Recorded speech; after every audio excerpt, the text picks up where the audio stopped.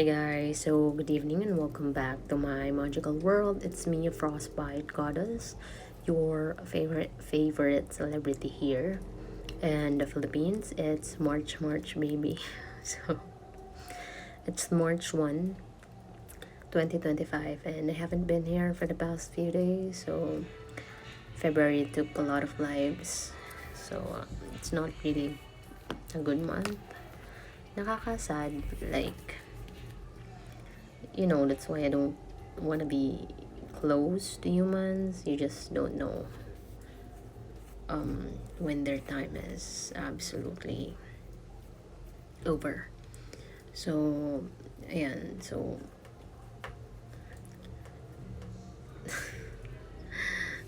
I don't know what to say. Like, I've been they are not they are the people that are not so close, but somehow, diba, kailangan yung damayan yung mga people that have lost their families, just because it's the right thing to do. So ayan, so yun lang naman kinabisigan ko for the past few weeks or days. I don't remember when was the last time I've been here. So sobrang daming gawain. I'm trying to update my channel, but sobrang busy lately. So now that I'm finally back, let's continue reading. Okay, so time check, it's 22:27 in the evening, and we are reading page 171 and 172 of the book Mastery. I'm going to try to update like everything here in between. Maybe tomorrow siguro, if kaya pa ng time ko. So medyo ayusin ko tong channel. But hopefully, there are many chores that needs to be done to prepare for the upcoming week. I want to get many things done kasi I want to move somewhere in another country.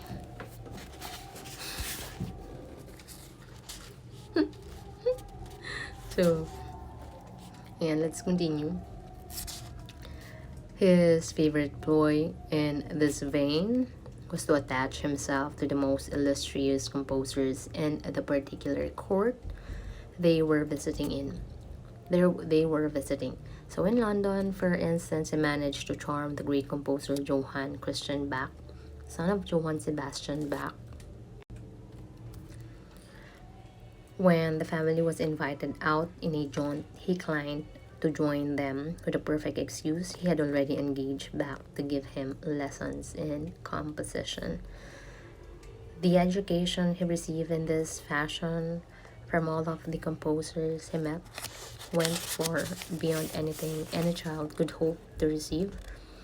Although some argue that it was a waste of childhood for someone so young to be so single-minded, Wolfgang felt such an ardent love for music and constant challenges it presented that in the end he derived much greater pleasure from his obsession than any amusement or game could provide. Okay? So, I'll just mark this kasi may ikukwento kong a little bit. So, continue. So, I just want to remind all of you, especially if you're a Filipino or a Filipina or just a person who lives in the Philippines.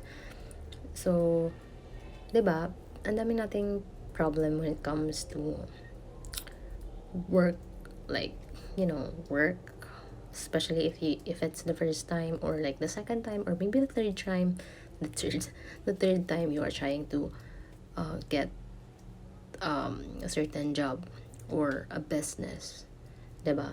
So I just wanted to remind you, diba, that if you wanted to kukwentuhan ko na kayo ng medyo bongacious. Like, if you wanted to demand, diba, from your employer, from the one who hired you, from your boss or bosses, diba, make sure you have contract. I mean, make sure you read your contract, in a black and white. Make sure you understand it, diba? And So, see to it that it's clear. So, preferably kung may lawyer kang friend or someone who's into law, diba? Make sure to ask them for guidance or just recheck the entire um, contract or signing business deals and all of that. Kasi one of my friends is complaining that he hasn't get like a separation pay from the company. So syempre my friend is working for a very long time there, so of course if you wanted to change direction or change industry or change path, diba? So hindi na niya makukuha yun kasi wala namang contract or agreement. Same when so importante yun na. So it's a very important thing for you to listen to me. Kasi maraming hindi pa to alam, especially pag bata pa kayo, medyo bata pa kayo, teenager, pag nakabangga kayo, make sure magpa-blatter kayo, or basta, make sure that it is being reported. Kasi wala namang mangyayaring case if it's not being reported, or you have to comply to certain requirements, diba, for you to demand something. Especially pag alam nyo naman na nadihado kayo with a certain situation, event, or circumstances. So, nangyari na yun sa akin, diba? Kung if you're updated in my channel, so I have a lot of bullshit happen way 2023, 2024 ata yun. So, ganun. So, matagal siyang process. So, pag wala kayong agreement, wala kang habol. Simple as that. Partida nasa Pilipinas pa kayo. What more kung nasa ibang bansa kayo, diba? Alam niyo naman yung mga rules doon and other than. And alam niyo naman yung how powerful some people are, diba? Especially if you are foreign to that country. So, yun. I'll talk about it soon kapag medyo mas okay na. So, right now, going back. But, gusto ko lang kayo bigyan ng a little bit of information about it. Hindi naman ako like super knowledgeable about that, but make sure that everything is being reported. Or read your contracts fully. Make sure you understand it before signing it. Or kung wala kayong contract, bakit? Diba? Sobrang you're working without contract, bakit? So, okay lang ba kayo ng mga may verbal, verbal agreement and all of that? Diba? So, use your brain wisely. Yung brain nyo, nandyan yan para gamitin, okay? Kung di nyo yan magamit, di benta nyo na lang. So, the tour was a great financial success, but it nearly ended in tragedy. In Holland in 1766, as the family was beginning its return journey, Wolfgang fell ill with a powerful fever. Losing weight rapidly, he drifted in and out of consciousness, and at one point appeared near death. But miraculously, the fever passed, and over the course of several months, he slowly recovered. The experience, however, altered him from the moment on. He had a constant feeling of melancholy and a foreboding that he would die young. The Mozart family had come now to depend on the money that the children... Wait lang guys. And to continue, the Mozart family had come now to depend on the money that the children had generated through the tour. But as the years went by, the invitation began to dry up. The novelty had worn off, and the children no longer seemed so young and precious. Desperate to generate money, Leopold came up with a different scheme. His son was turning into a serious composer with the ability to compose in different genres. What was needed was to secure for him a stable position as a court composer and attract commissions for concertos and symphonies. With this goal in mind, in 1770, father and son embarked on a series of tours of Italy, one the center of all things musical in Europe. The trip went well. Wolfgang performed his magic on the piano before all of the major courts in Italy. He gained acclaim for his symphonies and concert pieces. They were quite impressive for a teenager. He mingled yet again with the most celebrated composers of his time, intensifying the musical knowledge he had gained on his previous tours.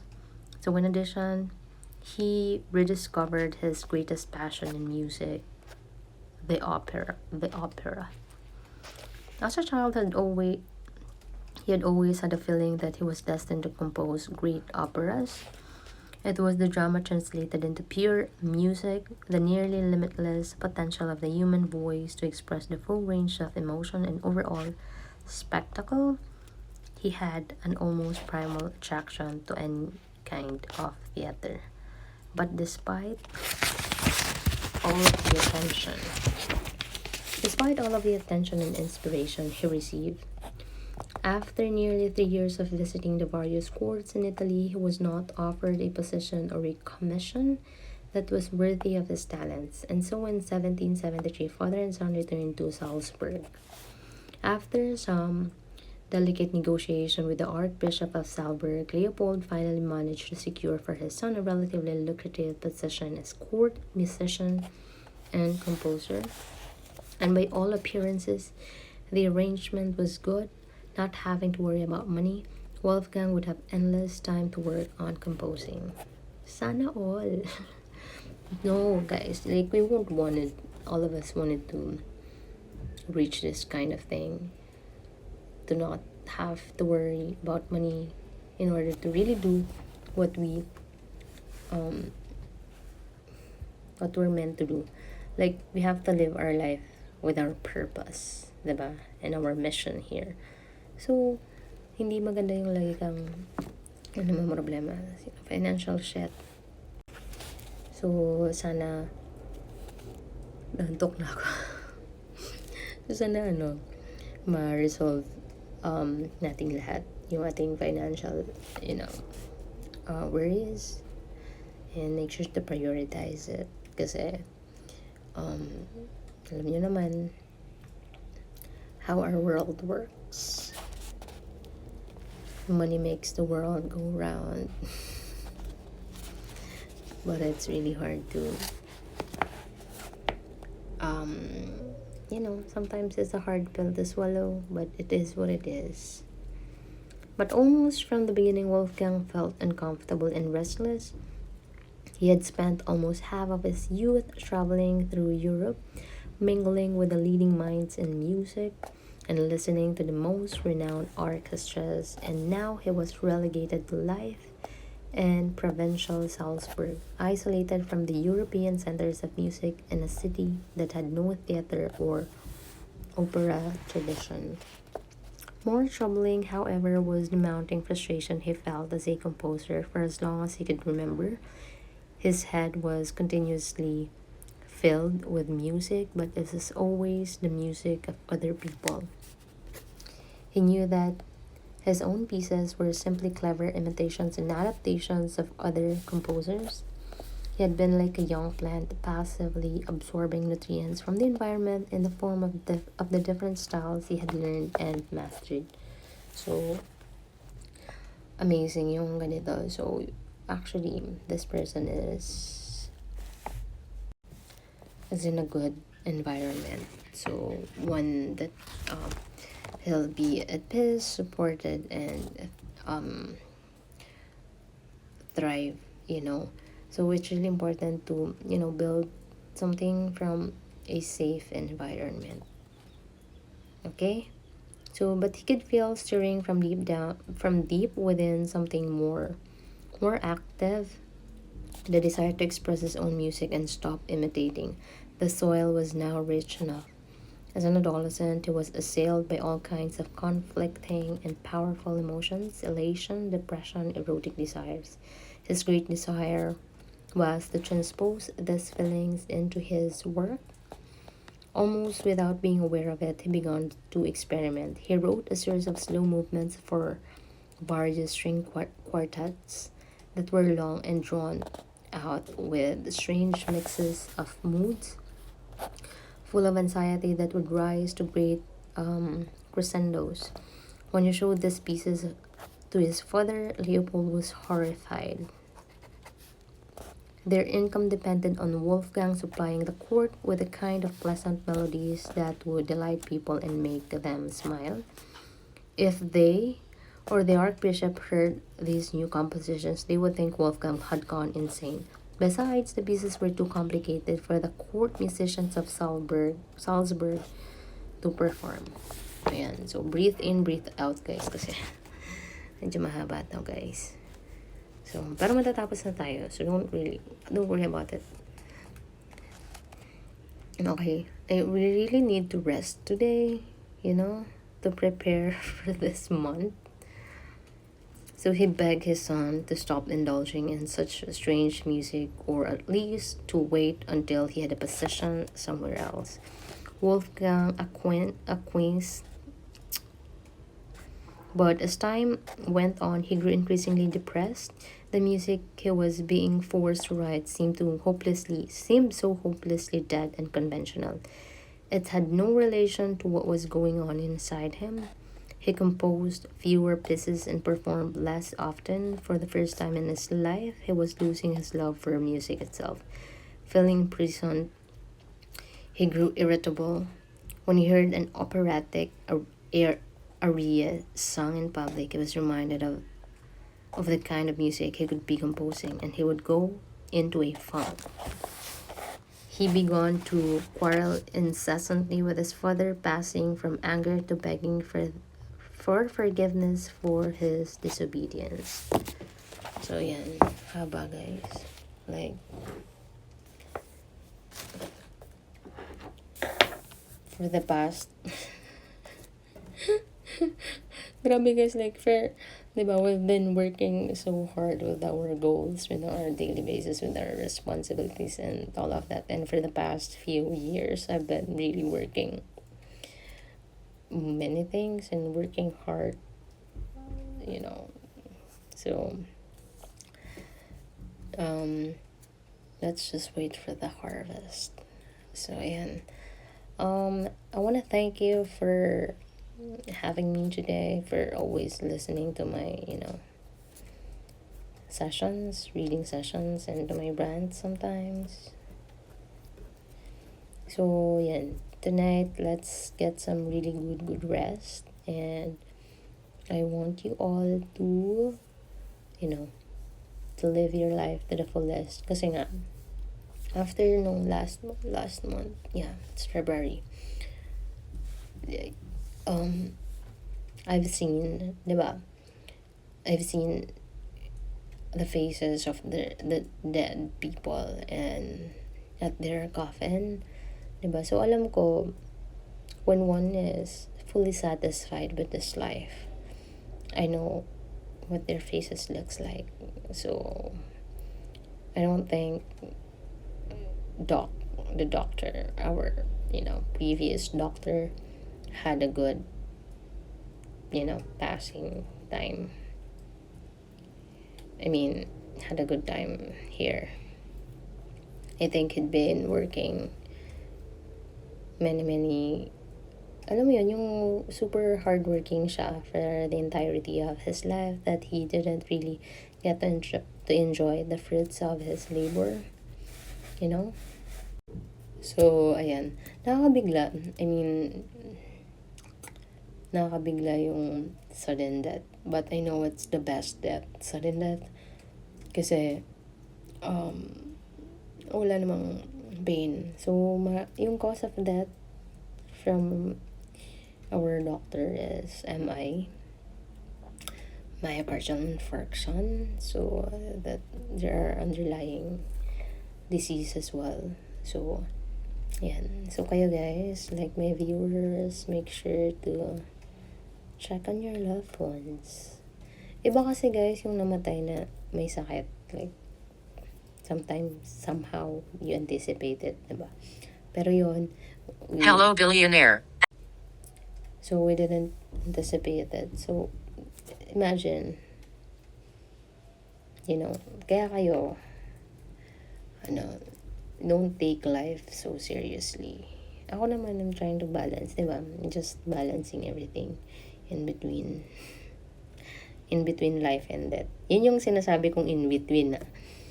So, I'm just balancing in between. Kasi that is the most important thing. The in between gets. Okay? So, yan. Ano ba yun? Daldal ko na. Sige na. Pahinga na kayo. I'll see you again.